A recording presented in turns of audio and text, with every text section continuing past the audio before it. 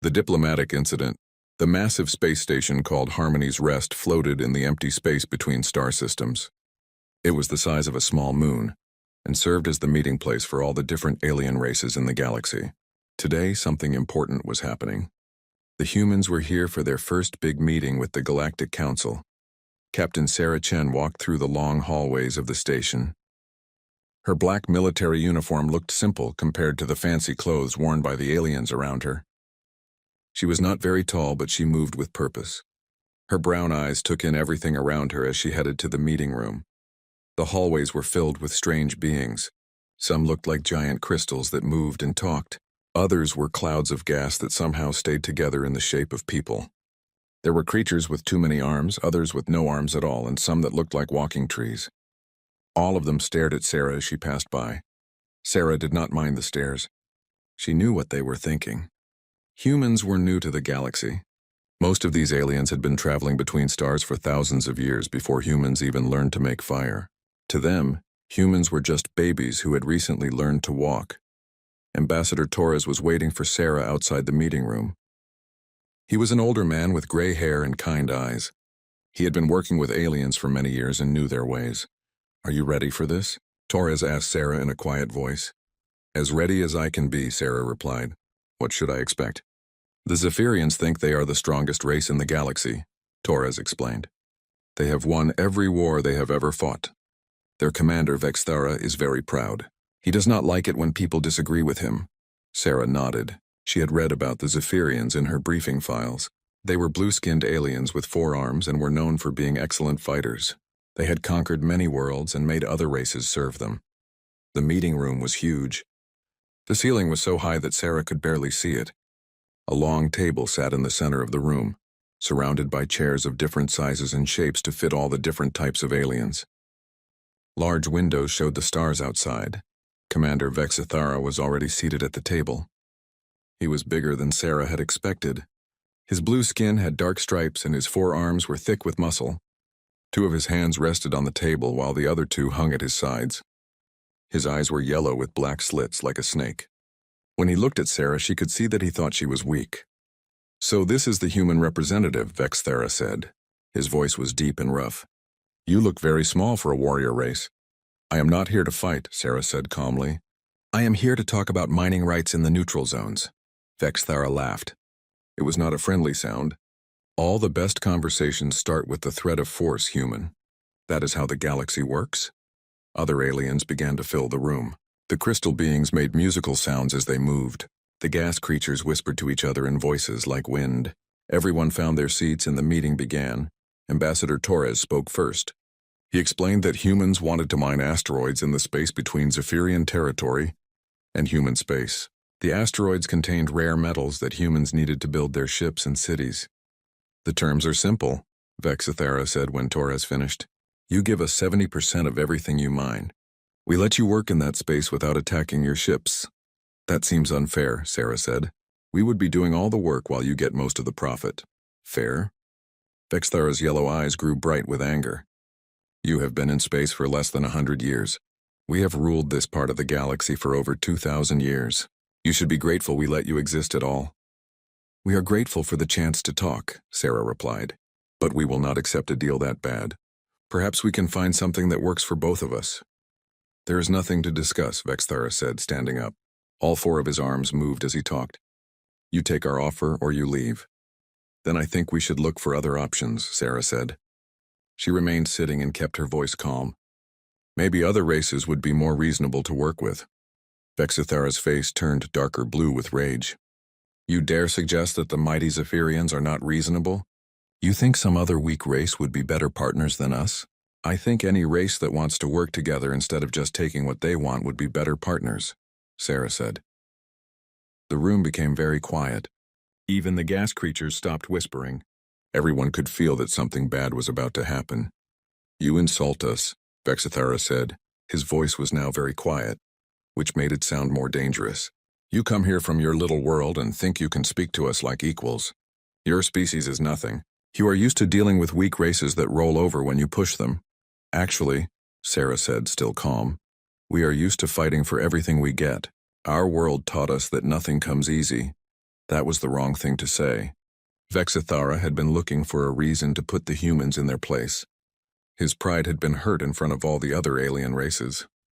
He could not let a human, especially such a small one, speak to him like that. Before anyone could react, Vexithara moved. He was fast for such a big creature. One of his 4 hands came across the table and hit Sarah hard across the face. The sound echoed through the quiet room like a gunshot. The blow was strong enough to break the bones of most alien species. It was meant to send Sarah flying across the room and show everyone what happened when you disrespected a Zephyrian commander. But Sarah barely moved. Her head turned slightly to the right from the impact. A thin line of blood appeared at the corner of her mouth, but she did not fall. She did not cry out. She did not even seem surprised. Slowly, very slowly, Sarah turned her head back to look at Vexithara. When her brown eyes met his yellow ones, something had changed. The other aliens in the room felt it immediately. Some of them actually took steps backward without knowing why. Sarah wiped the blood from her mouth with the back of her hand. When she spoke, her voice was still calm, but now it carried something else, something that made the temperature in the room seem to drop. "Commander Vexithara," she said quietly, "on my world, when someone strikes another person like that, it means only one thing. It is a challenge to fight to the death." Vexithara laughed, but it sounded forced. "Your world must be full of fools, then. Do you really think you can fight me, little human?" Sarah stood up slowly. She was still much smaller than Vexithara, but somehow she seemed more dangerous now. "I think," she said, "that you have made a very big mistake." The other aliens watched in fascination and growing fear. None of them had ever seen what happened when you made a human angry. They were about to learn why Earth was marked in their databases as a death world, a planet so dangerous that most species would die just from visiting it. Sarah looked around the room at all the watching aliens. "I need 5 minutes to prepare," she said, "and I suggest you start recording this. The galaxy is about to learn something important about humans." The meeting room erupted in chaos as aliens began talking all at once. Some spoke in musical tones, others in clicks and whistles, and a few made sounds like grinding metal. But underneath all the noise, everyone was asking the same question. Had a human really just challenged a Zephyrian commander to a fight to the death? Ambassador Torres closed his eyes and sighed. He had worked so hard to make this first meeting go smoothly. Now everything was falling apart, but he also knew Sarah Chen, and he knew that once she made up her mind about something, nothing could change it. "Captain Chen," Torres said quietly, "perhaps we should think about this. There might be another way to handle this situation." Sarah looked at him with those brown eyes that now seemed to hold fire. "Ambassador, with respect, he struck me in front of representatives from dozens of species. If I back down now, every alien in the galaxy will think humans are weak. They will think they can hit us whenever they want." She was right, and Torres knew it. In the galaxy, respect was earned through strength. If humans showed weakness now, it would make every future negotiation much harder. Commander Vexithara was still laughing. He had 4 arms, each one stronger than both of a human's arms combined. He was taller, heavier, and had been trained to fight since he was young. In his mind, this would be the easiest fight of his life. "I accept your foolish challenge, human," Vexithara said loudly so everyone could hear. "When I am done with you, your people will know their place in this galaxy." "Good," Sarah said simply. She turned to address the room full of aliens. "I need to send a message to my ship and prepare for combat. I request 5 minutes. A tall alien that looked like it was made of living crystal spoke up. Its voice sounded like wind chimes. "This request is reasonable. The combat area will be prepared." Sarah walked to a quiet corner of the room and activated her communicator. The device was small and looked simple, but it could send messages across thousands of light years in just seconds. "Captain Chen to Earth Command," she said quietly into the device. "Earth Command here," came the reply. "What is your status, Captain?" "I have been challenged to single combat by the Zephyrian commander. He struck me during negotiations. I am requesting permission to show these aliens why our world is classified as a forbidden zone." There was a long pause. Sarah could imagine the discussion happening back on Earth. The generals and politicians would be weighing the risks and benefits. Finally, the answer came. "Permission granted, Captain. Make it educational for them." Sarah smiled for the first time since being hit. "Understood, Command. Chen out." She turned back to the room and saw that the aliens were busy setting up a space for the fight.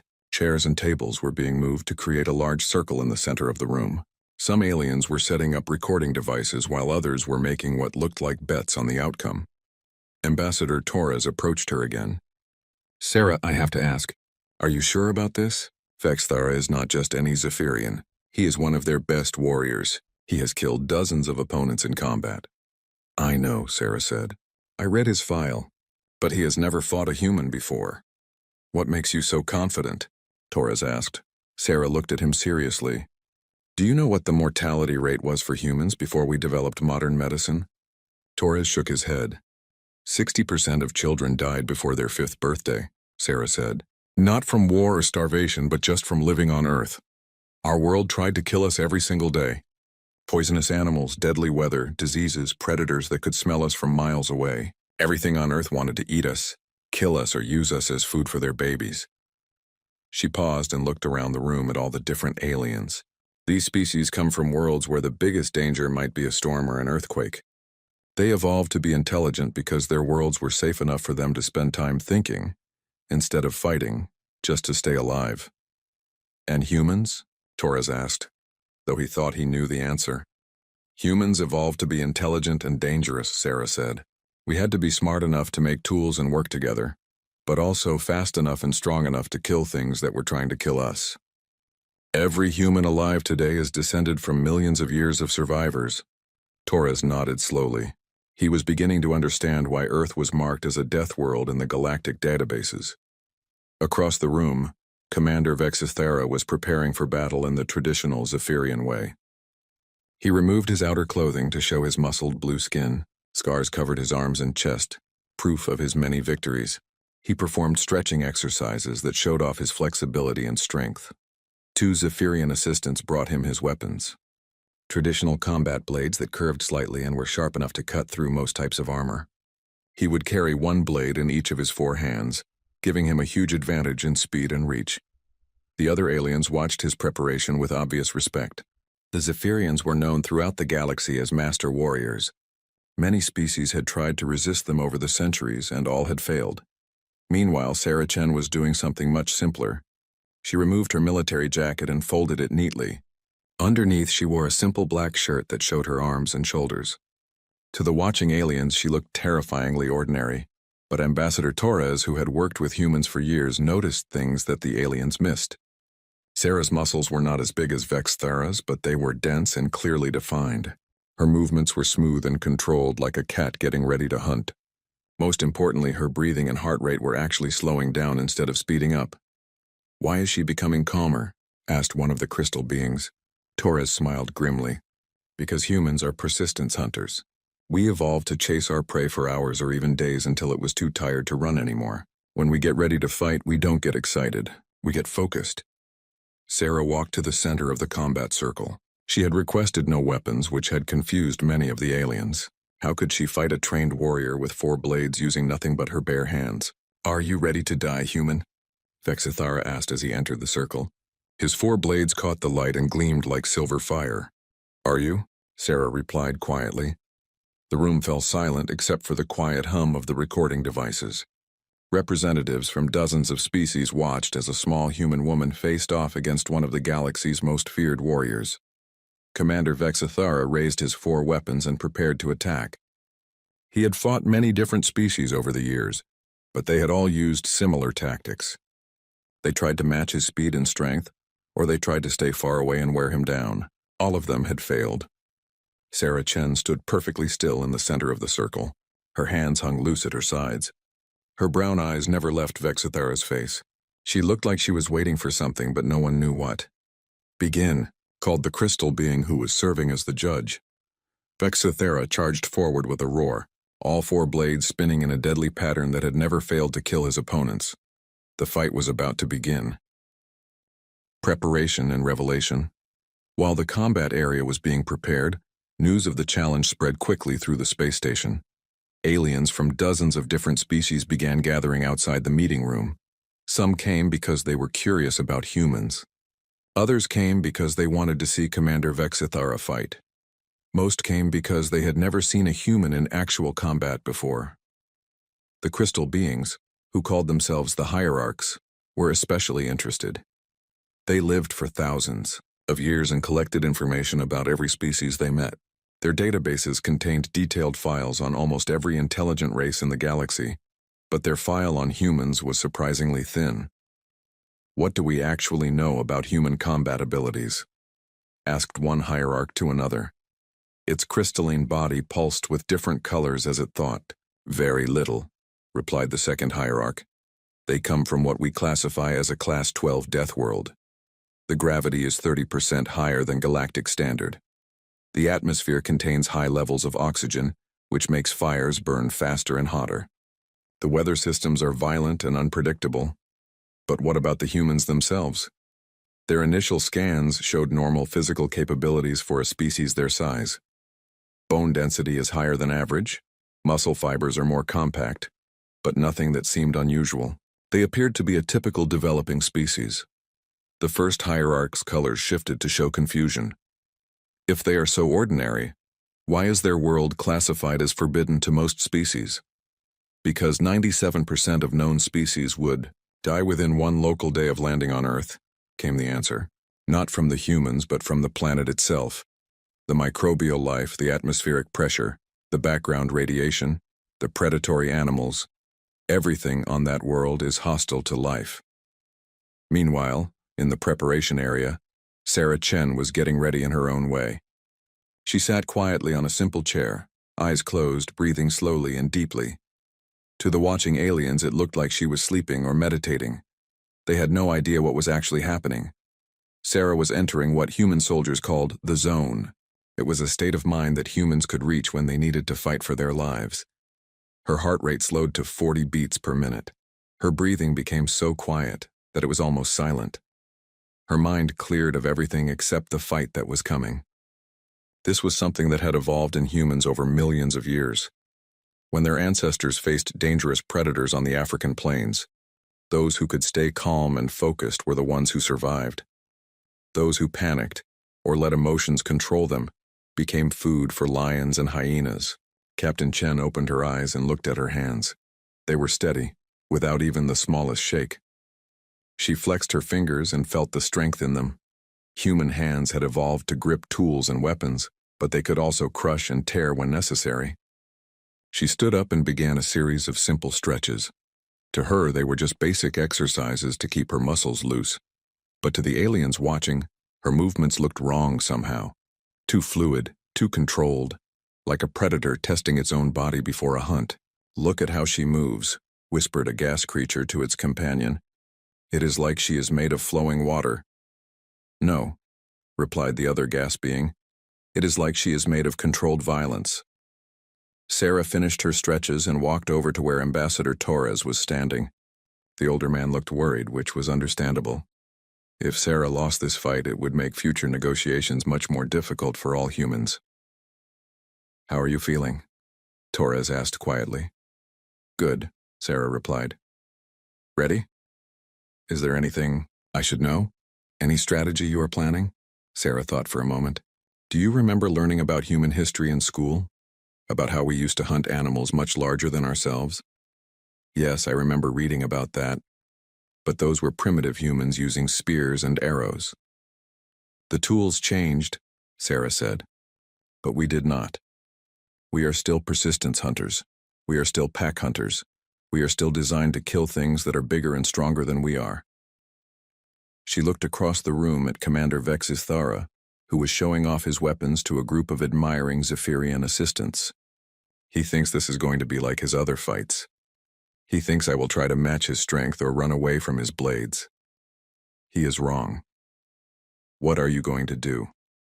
"What humans have always done," Sarah said simply. "I am going to find his weakness and use it against him." Across the room, Vexithara was indeed confident. He had fought representatives from 17 different species over his long military career. Some had been stronger than him, others faster, and a few had been more intelligent. But none had been able to combine all those traits effectively. More importantly, none had been willing to take the kind of damage necessary to get close enough to hurt him. "This will be over quickly," Vexthera told his assistants. Humans are small and weak. They have no natural weapons like claws or poison. They are just another talking animal species that got lucky and learned to build starships. One of his assistants, a younger Zephyrian named Kethtar, looked uncertain. Commander, the databases say that humans come from a very dangerous world. Perhaps we should be more careful. Vexithara laughed and slapped Kethtar on the back with one of his 4 hands. Dangerous worlds create dangerous animals, not dangerous intelligent species. Intelligence comes from safety and comfort, not from constant fighting. These humans probably just lived in caves while the real predators ruled their world. Kethtar nodded, but he still looked worried. Something about the human female bothered him. She was too calm, too quiet. In his experience, prey animals that acted like that usually had hidden defenses. The combat circle was now ready. The watching aliens had arranged themselves in a large ring around the fighting area. Recording devices were set up at multiple angles to capture everything that was about to happen. Some species had even sent. The recordings lived to their homeworlds where billions of aliens would watch a human fight for the first time. Sarah walked to the center of the circle. She had removed her military jacket and boots but otherwise looked exactly like she had when she first entered the meeting room. No armor, no weapons, no special equipment. Just a human woman in simple black clothing. The difference was in her eyes. They had changed from the warm brown they had been during the negotiations to something harder and colder. Ambassador Torres had seen that look before, during his military service.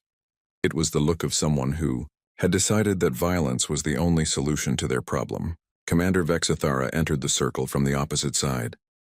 His 4 blades caught the light as he moved, and his blue skin seemed to glow with inner fire. He was larger than Sarah had expected, and faster too. But she had fought large, fast opponents before. "Last chance to surrender, human," Vexthara called out. "I will make your death quick if you admit that your species is inferior to mine." Sarah did not reply. She simply stood in the center of the circle and waited. The crystal being who was serving as judge raised one of its limbs. "Combat will begin on my signal. There are no rules except that the fight ends when one combatant can no longer continue. Are both fighters ready?" Vexithara raised his 4 weapons and roared his readiness. The sound echoed through the room like thunder. Sarah simply nodded once, then let the combat begin. The galaxy was about to learn why humans were the apex predators of a death world. 5 seconds, Commander Vexithara exploded into motion the instant the judge gave the signal. He had planned this attack carefully, using the same strategy that had won him victories against dozens of other species. All 4 of his arms moved in perfect coordination, creating a whirlwind of sharp metal that no opponent had ever survived. The attack was beautiful in its deadliness. The blades moved in crossing patterns that covered every possible escape route. High, low, left, right. There was nowhere for Sarah to go. Any normal opponent would have been cut into pieces before they could even react. But Sarah, Chen was not a normal opponent. First second, instead of backing away from the attack like every other fighter Vexithara had faced, Sarah stepped forward. She moved toward the spinning blades instead of away from them. It was the last thing the Zephyrian commander expected, and it saved her life. By stepping inside the reach of Vexithara's arms, Sarah made most of his weapons useless. The blades were designed for fighting at a distance, not for close combat. Suddenly, his 4-armed advantage became a problem instead of a benefit. Sarah's right hand shot out like a striking snake. Her fingers were held straight and stiff, turning her hand into a weapon. She struck a specific point on Vexithara's neck, right where several important nerves came together. Humans had learned about pressure points thousands of years ago when they studied their own bodies to become better fighters.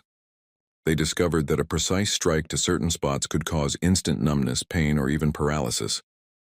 Vexithara felt his upper left arm go completely numb. The blade fell from his suddenly useless fingers and clattered on the floor. For the first time in his long fighting career, he felt a touch of fear. Second, the Zephyrian commander tried to adjust his attack, but Sarah was already moving again. While he was still confused by the loss of his arm, she drove her elbow upward into his chest. The impact was devastating. Sarah's elbow was powered by muscles that had evolved to throw spears at charging elephants and swing clubs at attacking predators. The force of the blow lifted Vexthara completely off his feet, even though he weighed twice as much as she did. The air rushed out of his lungs in a painful whoosh. His grip on two more of his weapons loosened as his body tried to deal with the shock. He had been hit before in his many fights, but never like this. The human strike felt like being kicked by a charging beast. The watching aliens gasped in amazement. They had expected the human to die quickly. Instead, she was attacking one of the galaxy's most feared warriors and actually winning. Third second, as Vexthara stumbled backward, trying to catch his breath and regain his balance, Sarah's leg swept behind his knees. It was a simple move, but perfectly timed. The Zephyrian commander, already off balance from the elbow strike, crashed to the floor of the combat circle. Before he could even think about getting up, Sarah's hand closed around his throat. Her grip was exactly precise, tight enough to cut off the flow of blood to his brain, but not tight enough to crush his windpipe completely. She wanted him unconscious, not dead. Not yet. The aliens watching from around the circle could not believe what they were seeing. In just 3 seconds, a small human had taken down a warrior who had never lost a fight. Some of them began to understand why Earth was classified as a death world. Fourth second, desperation gave Vexthara new strength. His remaining functional arms flailed wildly, trying to break free from the human's grip or land a blow that would force her to let go. His right hand still held a blade, and he swung it toward Sarah's head with all his remaining power. Sarah's free hand moved faster than most of the aliens could follow. She caught Vexthara's wrist just as the blade reached her face. For a moment they were locked in a test of pure strength, his four-armed power against her two-armed determination. Then Sarah twisted. The sound of breaking bone echoed through the silent room like a gunshot. Vexthara's wrist snapped with mechanical precision, the result of leverage and technique rather than raw strength. His last weapon fell from his now useless hand. The watching aliens began to realize that they were not just seeing a fight. They were seeing a demonstration of why humans had survived on a world that would kill most other species. Fifth second. Commander. Vexthara looked up into Sarah's brown eyes and saw his own death reflected there. The proud Zephyrian warrior, who had conquered worlds and defeated the champions of 17 different species, finally understood what he was facing. This was not just another alien species that had learned to build spaceships. This was a predator from a world where everything was a predator, a creature that had evolved not just to survive, but to hunt and kill things larger and stronger than itself. Now you know, Sarah said quietly, her voice barely above a whisper, why humans never lose wars once we decide to fight them. Vexthara tried to speak, to beg for mercy or call for help, but Sarah's grip on his throat made speech impossible. His yellow eyes grew wide with terror as he realized that his pride and arrogance had led him to challenge something far more dangerous than he had ever imagined. Sarah increased the pressure of her grip with surgical precision. She had studied Zephyrian anatomy during her preparation. Just as any good soldier studies her enemy, she knew exactly how much pressure was needed to cut off blood flow to his brain completely. Vexthara's eyes rolled back in his head as consciousness fled from him. His body went limp in Sarah's grasp. But she was not finished yet. With the same calm efficiency she had shown throughout the fight, Sarah shifted her grip. Her hands moved to either side of Vexthara's head, positioning herself for the final strike. The watching aliens held their breath, somehow knowing that they were about to witness something that would change their understanding of humans forever. For the record, Sarah said, loud enough for everyone to hear. He could have stopped this at any time by apologizing. Pride is a dangerous thing. Then her hands twisted sharply to the right. The crack of Vexthara's neck breaking was loud in the silent room. His head turned at an angle that was clearly wrong, and his body stopped moving completely. Commander Vexthara, terror of the Zephyrian Empire and conqueror of worlds, was dead. Sarah stood up slowly, not even breathing hard from the fight. She looked around the circle at all the watching aliens, making eye contact with as many as possible. When she spoke, her voice was calm and clear. Let this be a lesson to anyone who thinks humans are weak, she said. We come from a world that tried to kill us every day for millions of years. We are still here. Everything that tried to stop us is extinct. The silence in the room was total. Not one of the dozens of alien witnesses made a sound. They were all trying to process what they had just seen. In 5 seconds, everything they thought they knew about humans had been proven wrong. The galaxy was about to change forever. The observation deck remained completely silent for a full minute after Commander Vexthera's body stopped moving. Dozens of aliens from across the galaxy stared at the scene before them, trying to understand what they had just witnessed. Many of them had seen death before, but never like this. Never so quick, so precise, so completely one-sided. Captain Sarah Chen stood calmly beside the body of the Zephyrian commander. She was not breathing hard. She was not shaking from adrenaline. She looked exactly like someone who had just finished a routine training exercise, not like someone who had just killed one of the galaxy's most feared warriors in single combat. The first sound to break the silence was the quiet drip of blood hitting the floor. A few drops had splattered on Sarah's hands during the fight, and now they were falling onto the deck of the space station. The blue color looked strange against the gray metal. Sarah walked calmly to the nearest cleaning station, a device designed to help different species maintain their hygiene. She placed her hands under the cleansing beam and watched as the blue blood washed away. Her movements were casual and efficient, as if she washed alien blood from her hands every day. Ambassador Torres was the first person to move. He walked slowly across the combat circle, stepping carefully around Vexthera's body until he reached Sarah's side. His face was pale, but his voice was steady when he spoke. "Ladies, gentlemen, and collective consciousnesses," Torres said, addressing the crowd of aliens. "You have just witnessed why Earth is classified as a death world, and why humans have never lost a war once we decide to fight it." His words seemed to break the spell that had fallen over the room. Suddenly everyone was talking at once. The crystal beings chimed like broken music boxes. The gas creatures whispered in voices like wind through dead trees. Other species made sounds of shock, fear, and amazement. But underneath all the noise, Sarah could hear something else. The soft hum of recording devices. Every moment of the fight had been captured from multiple angles. Within hours, those recordings would be spreading through the galactic communication networks. A Zephyrian assistant, the young one called Kethtar, approached the combat circle. His yellow eyes were wide with shock as he stared down at his dead commander. When he looked up at Sarah, she could see a mixture of fear and respect in his gaze. What do we tell the Empire?" Kethtar asked quietly. "You tell them the truth," Sarah replied. "Your commander challenged me to single combat, and he lost. According to galactic law, there is no crime in defending yourself during a formal challenge. But he was the best of us," Kethtar whispered. "He had never been defeated." "Now he has," Sarah said simply. "And if anyone else from your empire wants to try the same thing, they will end up the same way." The young Zephyrian nodded slowly and backed away. Sarah could see that he was already planning what he would say in his report back to the Zephyrian military command. The story he told would spread fear through their entire empire. Across the room, the crystal beings were having an intense discussion among themselves. Their bodies pulsed with rapid color changes as they shared information at the speed of light. Finally, one of them approached Sarah. "Captain Chen," the hierarch said, its voice like the sound of wind chimes in a storm. "We must revise our assessment of human capabilities. Our previous calculations were insufficient." "What kind of revisions?" Sarah asked. "We had estimated human reaction times to be average for a species your size. We now calculate them to be 300% faster than our previous assessment. We had classified human strength as normal. We now understand it to be far above galactic average. Most importantly, we had failed to account for human tactical thinking during combat." Another crystal being joined the conversation. "Captain, may we ask where you learned to fight like that?" Sarah thought for a moment. "Every human child learns basic self-defense. But I also spent 10 years in the military, and I studied martial arts for most of my life." "Martial arts?" "Fighting techniques that humans developed over thousands of years.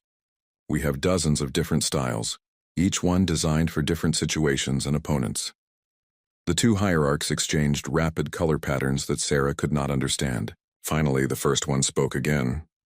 "We would like to propose a new treaty between your species and the Galactic Council, one that recognizes human, unique capabilities." Before Sarah could respond, Ambassador Torres stepped forward. "We would be happy to discuss new agreements," he said diplomatically. "But perhaps we should wait until word of today's events has spread through the galaxy. I suspect many species will want to renegotiate their existing agreements with humanity." He was right. Already some of the alien representatives were talking urgently into their communication devices, sending word back to their home governments. Sarah could imagine the panic that would spread when the recordings of the fight reached different worlds. A gas creature that Sarah had not spoken to before drifted over to join the conversation. When it spoke, its voice sounded like whispers in an empty room. "Captain Chen, we represent the collective of the Outer Rim. We have several territorial disputes with human colonies. After witnessing your demonstration, we would like to withdraw all our claims and negotiate peaceful boundaries." "That would be wise," Sarah said calmly. More aliens began approaching, each one wanting to discuss changes to their relationships with humanity. Some wanted to negotiate new trade agreements. Others wanted to apologize for past insults. A few wanted to ask if humans would be willing to serve as military advisors or peacekeepers.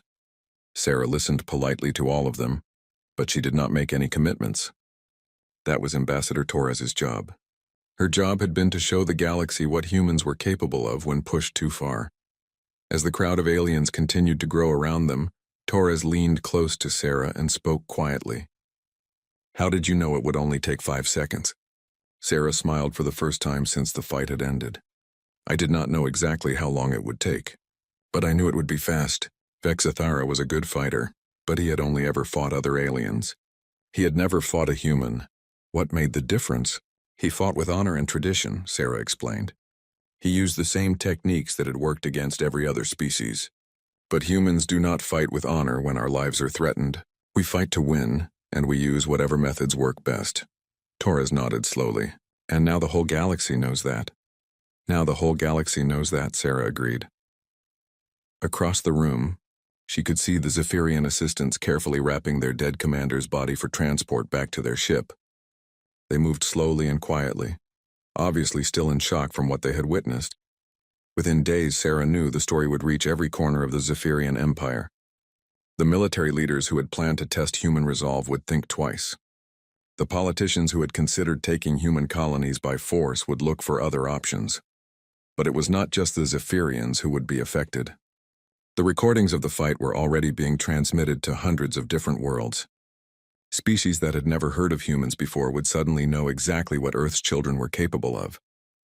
3 hours later, Sarah received her first proof that the message had been received. A priority communication arrived from the Vegan Trade Consortium, a group of alien merchants who had been demanding unfair taxes from human cargo ships. To the human government, the message read, "We apologize for any inconvenience our trade policies may have caused. We would like to negotiate new agreements that are fair to all parties. We have enclosed a proposal that we hope you will find acceptable." Sarah looked at the proposed trade agreement and laughed. The terms were more favorable to humanity than anything Torres had dared to ask for in previous negotiations. By the end of the week, similar messages were arriving from across the galaxy. Pirates who had been raiding human shipping lanes announced that they were looking for new targets.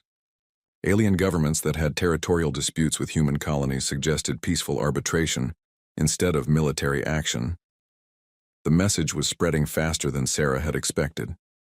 Humans were no longer seen as weak newcomers who could be bullied or ignored.